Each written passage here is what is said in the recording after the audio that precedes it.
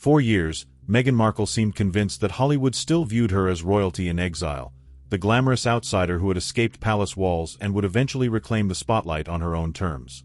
But by 2026, something inside elite circles had quietly shifted, and the change was no longer subtle. It wasn't just the failed projects, the disappearing friendships, or the growing distance between the Sussexes and the very industry they once believed they would dominate. It was the fact that people in those rooms had started talking.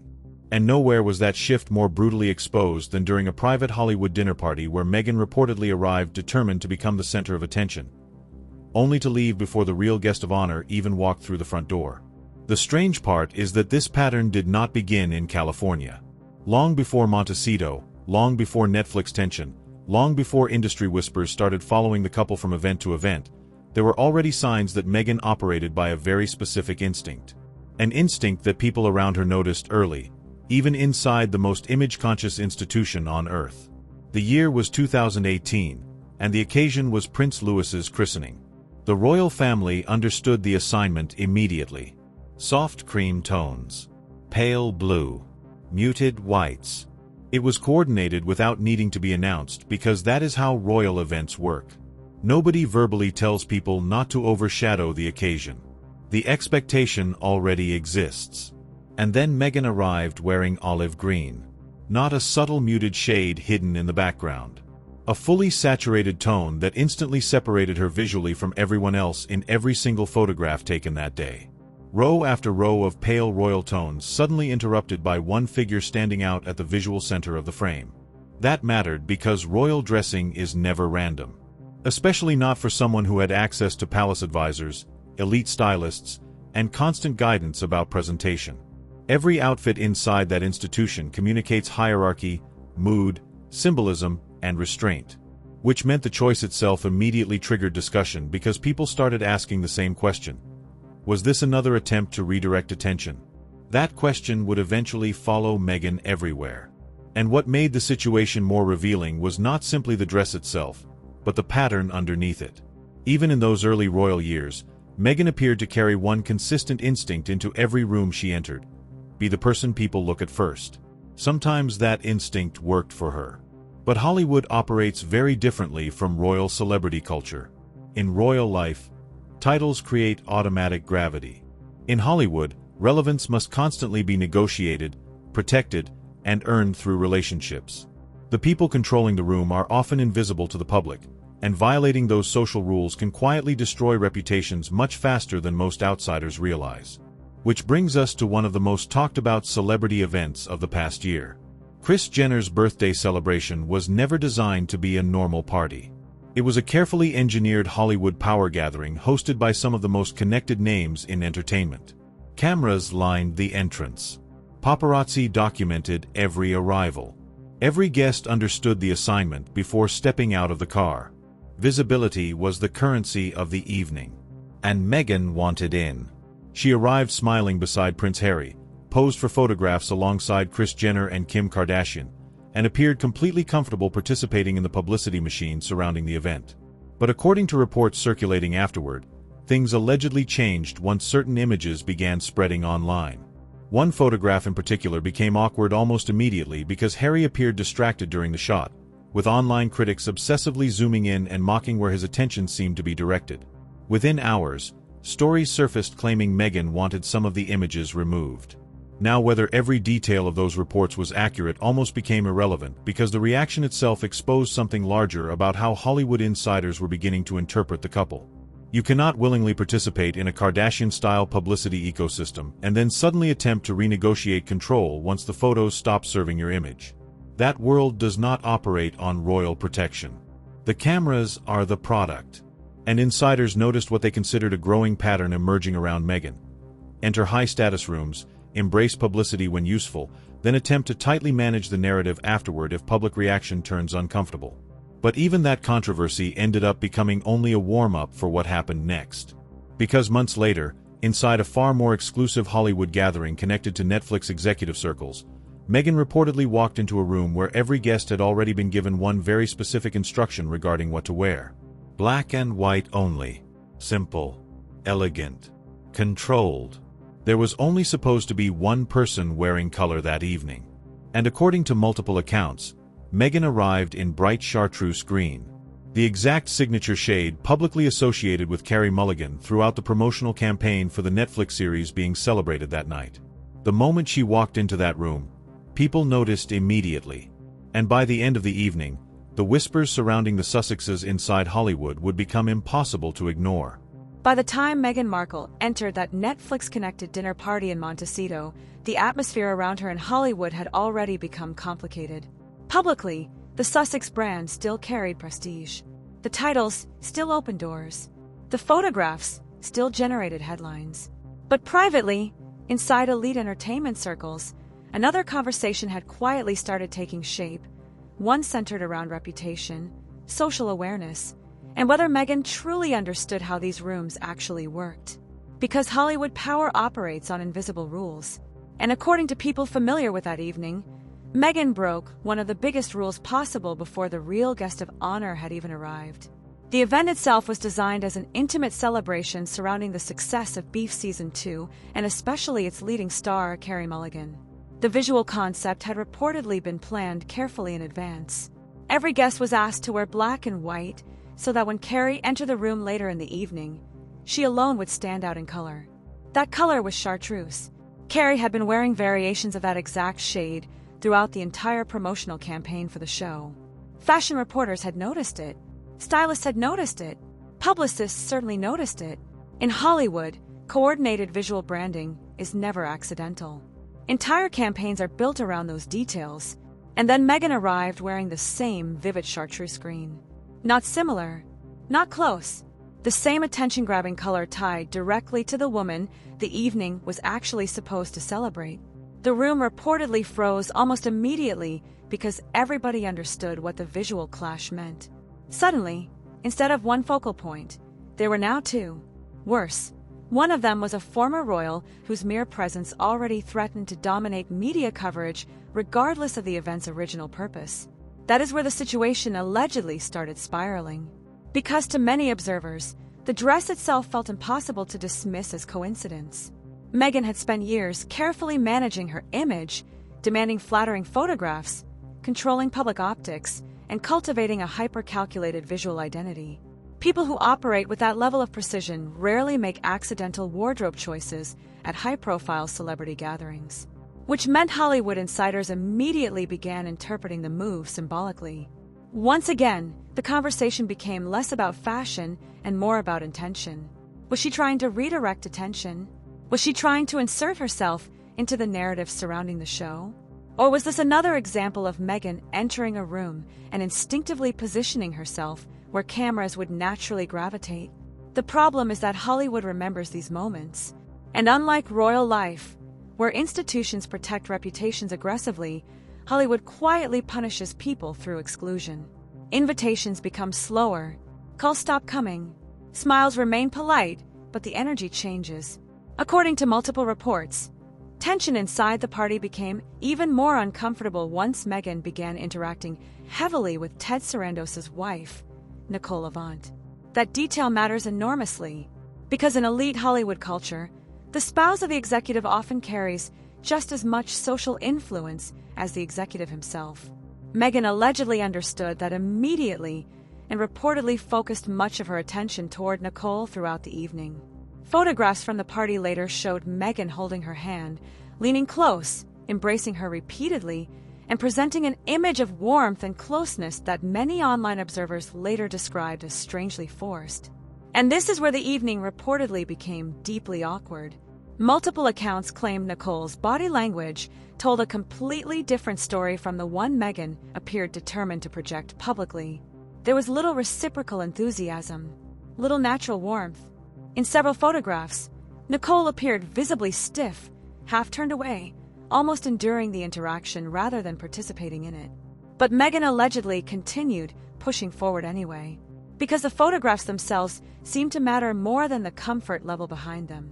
That pattern, creating the appearance of closeness before genuine closeness actually exists, would become one of the biggest criticisms quietly circulating around Meghan inside entertainment circles. Then came the moment that reportedly pushed the evening into outright embarrassment. According to insiders, Nicole Avant eventually changed dresses midway through the party after Meghan allegedly left visible deodorant marks during one of the repeated full-body embraces. While that specific detail was never officially confirmed publicly, the wardrobe change itself reportedly did happen, and once story started spreading through Hollywood social circles, the damage was already done. Because stories like these survive for one reason, they reinforce existing perceptions. And by this stage, many insiders already viewed Meghan as someone obsessed with optics, status positioning, and controlling the emotional temperature of every room she entered. But the worst part of the evening had not happened yet. Because while Meghan was reportedly trying to create proximity to Netflix power figures, the hosts themselves were allegedly reaching a very different conclusion about the situation unfolding inside their home. And what happened next would reportedly leave Prince Harry apologizing behind the scenes while Meghan fought to stay inside the party long enough to secure one photograph that could have changed the narrative online completely. If you're enjoying this breakdown, subscribe and stay tuned, because the next part is where the entire evening reportedly collapsed behind closed doors. By the middle of the evening, the atmosphere surrounding Meghan Markle and Prince Harry had reportedly shifted from uncomfortable to unsustainable. Because according to multiple accounts circulating afterward, the hosts had started realizing the night was no longer revolving around the actual purpose of the gathering. Instead of celebrating Carey Mulligan and the success of Beef Season 2, conversations inside the room had allegedly started orbiting around Meghan's dress, Meghan's behavior, Meghan's interactions, and Meghan's attempts to dominate the visual energy of the evening. And that is exactly what the hosts had reportedly spent weeks trying to avoid. Hollywood parties at this level are not random social events. They are carefully choreographed status environments. Every guest placement, every photographer angle, every arrival time, even color coordination can be planned strategically to create a specific narrative afterward in the media. The problem for Meghan was that she allegedly disrupted the narrative before the guest of honor had even arrived.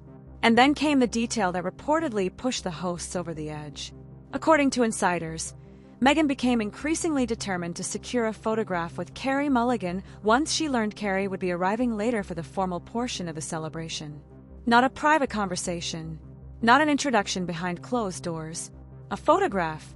That distinction matters. Because in Hollywood, photographs create implied relationships. One image standing beside the right celebrity can suddenly suggest access, friendship, collaboration, relevance, or influence. Entire PR campaigns are built around that psychology. And according to reports surrounding the evening, Meghan allegedly understood exactly what that photograph could have done for her publicly. At the time, tension surrounding the Sussexes' relationship with Netflix had already become increasingly visible in entertainment media.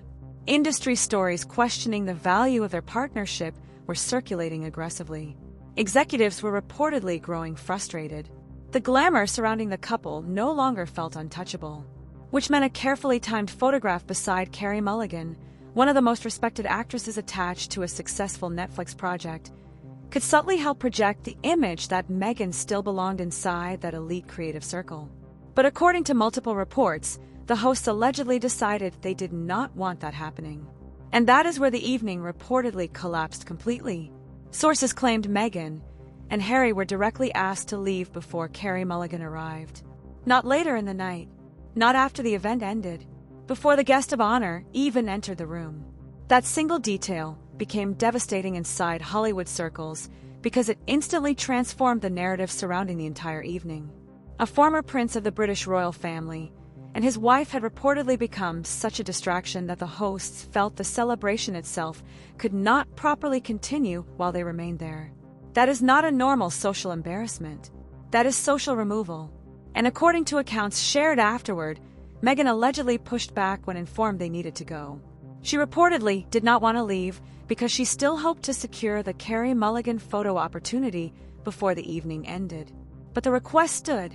No photograph happened. Carey arrived after the Sussexes were already gone.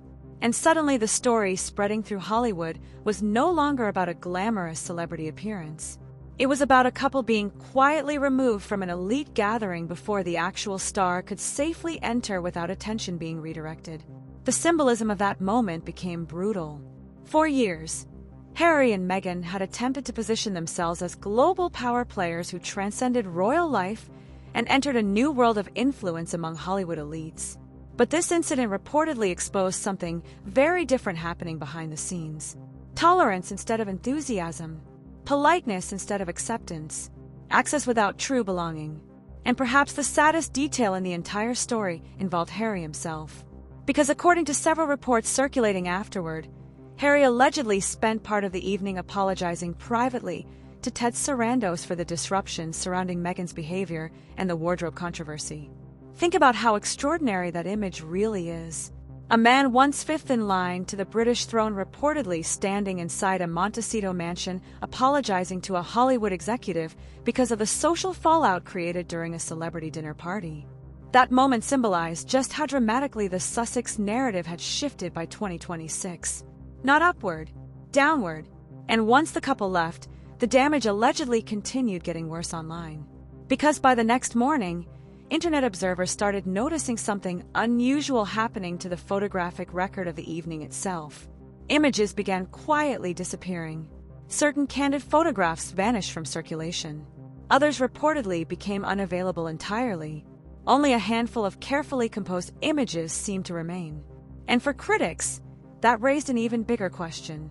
If the evening had truly gone well, why did so much of the evidence reportedly need to disappear afterward? Because Hollywood understands one thing better than anywhere else on Earth. People only fight this hard to control optics when the real story threatens the image they desperately want the public to believe. Subscribe for the next section, because what happened after the party may have exposed even more about how Meghan allegedly managed relationships, loyalty, and status behind closed doors. After the party ended, the humiliation surrounding Meghan Markle and Prince Harry should have faded quietly into Hollywood gossip like thousands of celebrity stories before it.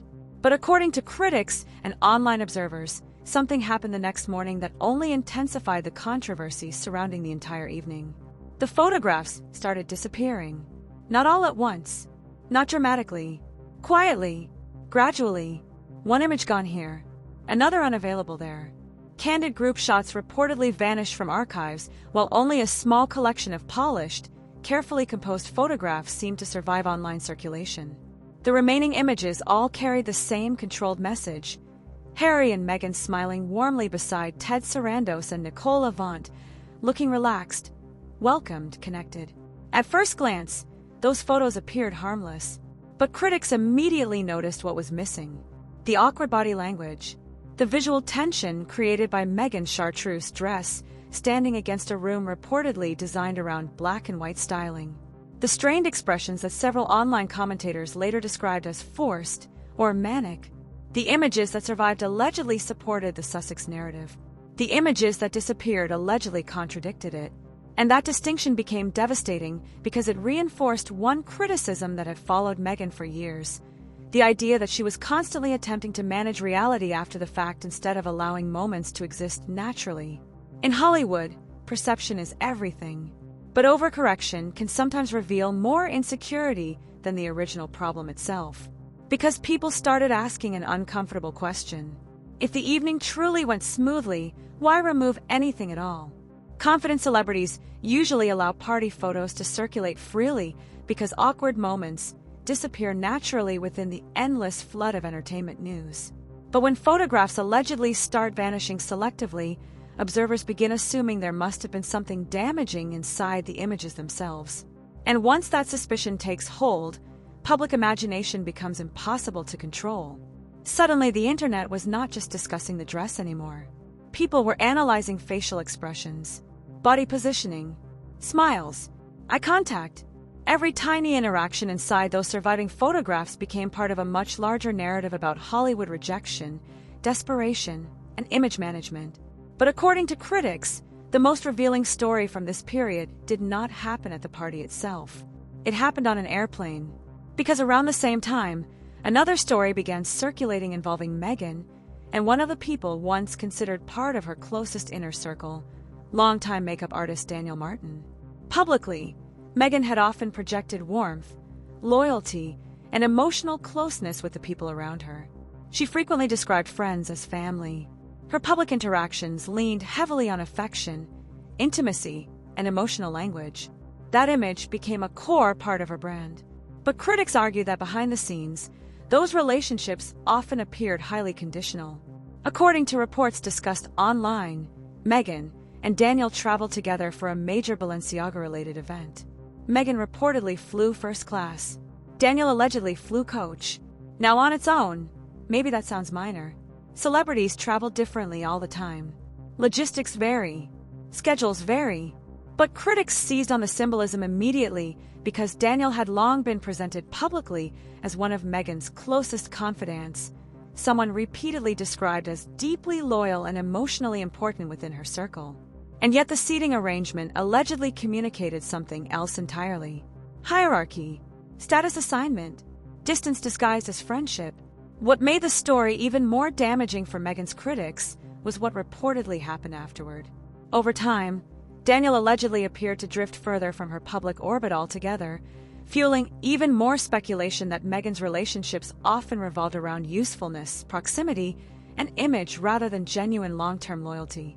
Whether entirely fair or not, that perception became increasingly common among detractors. And once people begin interpreting your relationships through that lens, every interaction starts looking transactional.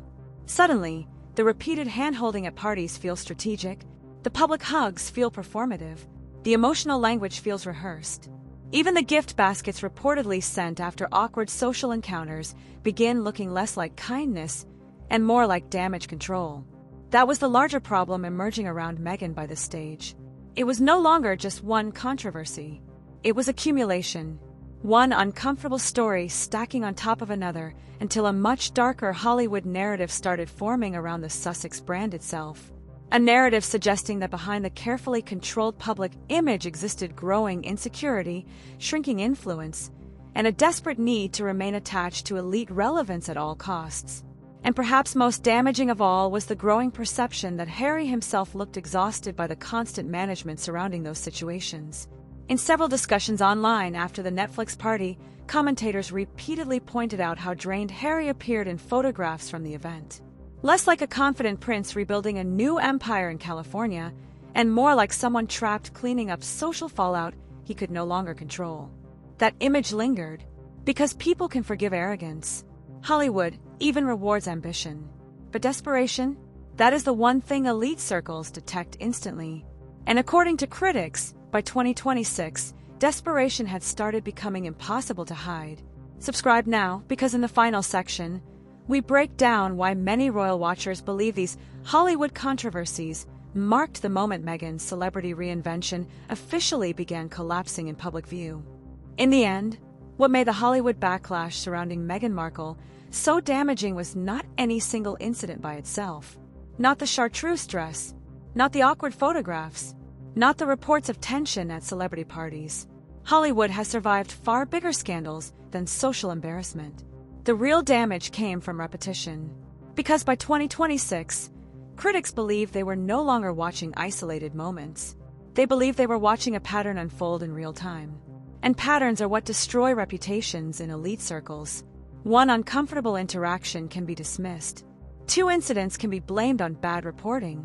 But when story after story begins pointing toward the same personality traits, attention-seeking behavior, image obsession, forced proximity to powerful people, constant narrative management, eventually even neutral observers start noticing the consistency. That is exactly what happened here. The Montecito dinner controversy allegedly exposed something many insiders had quietly suspected for years. Meghan still appeared trapped between two identities that fundamentally could not coexist. She wanted the exclusivity and prestige of royalty, while simultaneously chasing the relevance, validation, and visibility of Hollywood's celebrity culture. But those worlds operate by completely different rules. Royal life values restraint. Hollywood rewards exposure. Royal prestige comes from scarcity. Celebrity relevance depends on constant visibility. And according to critics, Meghan spent years trying to force those two systems together into a single personal brand. For a while it worked. The Oprah interview generated massive global attention. The Netflix deal looked promising. Headlines followed the couple everywhere. Every appearance felt like an event. But eventually the strategy started creating diminishing returns. The more aggressively the Sussexes attempted to maintain relevance, the more the desperation allegedly became visible beneath the surface. And Hollywood can sense desperation instantly. That is why the party removal story spread so aggressively after the Netflix dinner controversy. It symbolized something much larger than one awkward evening. To critics, it represented a collapse of status. Think about the optics for a moment. A former senior royal couple reportedly entering a Hollywood power gathering already struggling with industry credibility, then unintentionally overshadowing the event itself, then allegedly being asked to leave before the actual guest of honor arrived. While Harry reportedly apologized behind the scenes to executives connected to the very platform whose relationship with them was already under scrutiny. That sequence felt symbolic, not of power rising, but of power fading. And perhaps the most brutal part of the entire narrative was how quickly Hollywood seemed willing to move on afterward. Because that is the hidden truth about celebrity culture. The industry rarely destroys people publicly. Instead, it quietly cools toward them. Invitations become less enthusiastic. Relationships become more transactional. Calls become slower. Projects lose momentum. Smiles remain polite while influence slowly disappears behind closed doors. Critics increasingly argued that this was exactly what had started happening to Meghan and Harry. Not total exile, something potentially worse. Tolerance. The sense that they were still famous enough to attract attention, but no longer influential enough to control the room. And for Meghan specifically, that may have been the hardest adjustment of all.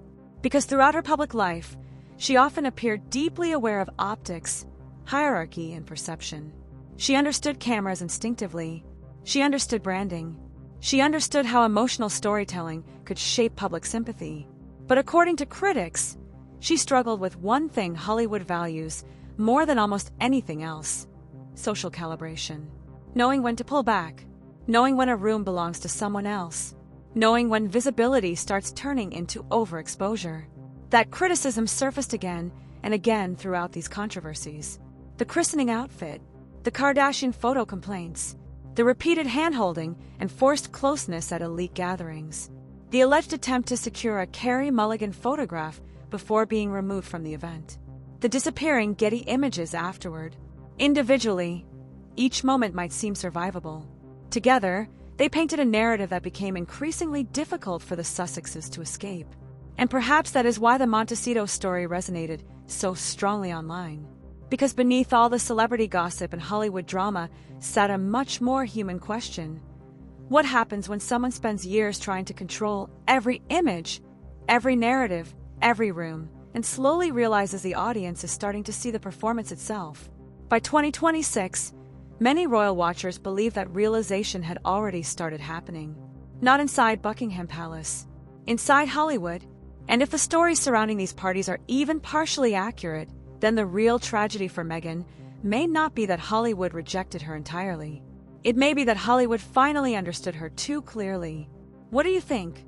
Did these controversies genuinely damage Meghan's image in elite celebrity circles? Or has the media exaggerated the entire narrative beyond recognition? Drop your thoughts below. And if you enjoyed this deep dive into the hidden power dynamics behind Hollywood and the royal world, make sure to like, subscribe, and turn on notifications so you never miss the next report.